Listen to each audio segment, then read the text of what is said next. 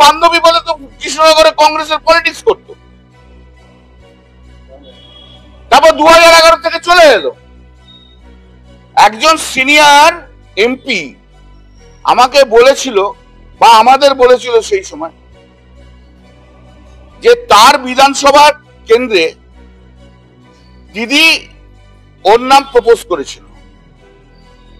সেই senior MP বলেছে না, ওকে চলবে না।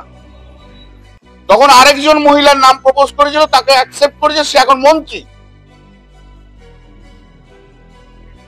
ঠিক আছে, গত 5ই জুন দিদি আমাকে বলেছিল এই কালিয়াগঞ্জে কি ওখানে যে মিটিং করতে, সেদিনকে আমি বিধানসভায় গেছি। আমাকে তখন রূপবানুর আর উজ্জ্বল আমার কাছে এসে বলল, ববির ঘরে বসে তখন আমি, যে এরকম মহুয়া মৈত্র বলে দিয়েছে প্রেসিডেন্ট, আইপ্যাক কে বলে দিয়েছে কল্যাণ ব্যানার্জির এখানে ঢোকা চলবে না। ঠিক আছে, উনি বাইরে ফরেন কান্ট্রিতে বসে বসে সব কন্ট্রোল করছেন। তারপরে আইপ্যাক বলেছে কল্যাণ ব্যানার্জিকে আনা যাবে না, যেহেতু আমি দিদিকে যে জিজ্ঞেস করলাম আপনি কি বারণ করেছেন, ওরা বলছে যে আপনি বারণ করেছেন। তখন দিদি প্রতীকজনকে ফোন করে, প্রতীকজন বলছে যে Mahua Moitra being a president, উনি বাধা দিচ্ছেন যে কল্যাণ ব্যানার্জি যাতে না যায়, এবং আমাদের ধারণা যে উনি কল্যাণ ব্যানার্জি যদি ওখানে যায় উনি স্যাবোটেজ করবেন। এই হচ্ছে মহুয়া মৈত্র।